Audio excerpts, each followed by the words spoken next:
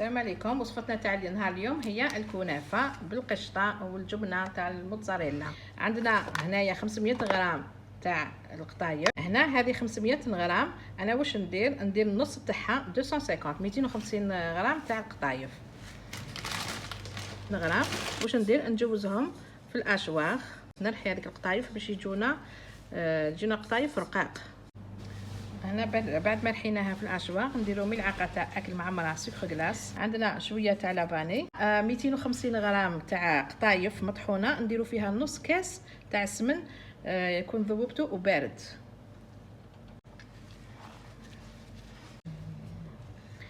نخلط هذاك السمن مع السكر. هذاك السكر يعطينا باش تجينا الكنافه تجينا حمراء. هنا نجيبو البلا اللي نديرو فيه الكنافه، ندهنو بالسمن، ندهن هكذا مليح بالسمن، ونحط الكنافه نتاعي بهذه الطريقه ونضغط. هنا نضغط مليح هنا في الوسط، وهنايا نحاول ندير بصباعي بهذه الطريقه هكذا في الجوانب باش نحط الحجم تاعي. هنا نوجدوا الشربات نتاعنا. عندنا كاس سكر معمر، نضيف له كاس ماء، كاس سكر. هذا سيرو نحطه فوق النار ونخليه يغلي. هنا بعد ما غلى شويه ندير لها عصره تاع نص حبه تاع ليمون.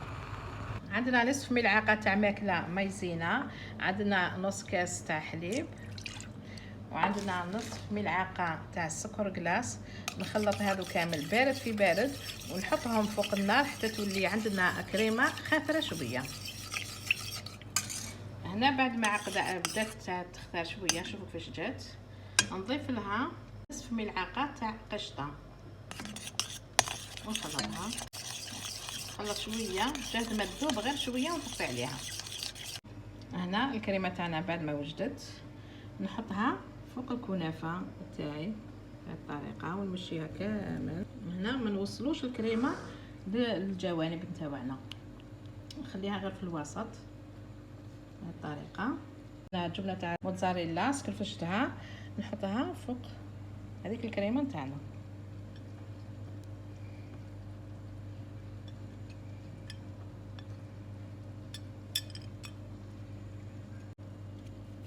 نزيد نرش لها من الفوق شويه تاع اللوز حمصته، ونغلق الطبقه الثانيه بهذه الطريقه نمشيها كامل.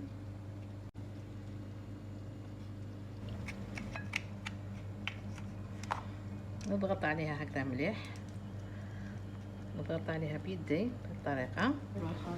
هنا بعد ما سوينا كامل السطح تاعها نحطها في الكوشه تاعنا الطيب. كنت الكوشه كنت شعلتها من قبل.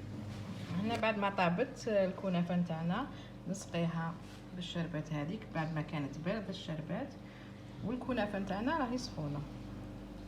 نزينو الكنافه نتاعنا بالبيستاش. اذا هذه هي وصفتنا تاعنا اليوم اللي هي الكنافه. انا خرجناها من الكوشه، شوفوا كيفاش خرجت ما شاء الله عليها بيان دوغي، والبنه يعني ما نحكي لكمش ولا اروع. ان شاء الله نتمنى تجربوها الوصفه ورجعوا لي الخبر تاعكم في لي كومونتير. سلام.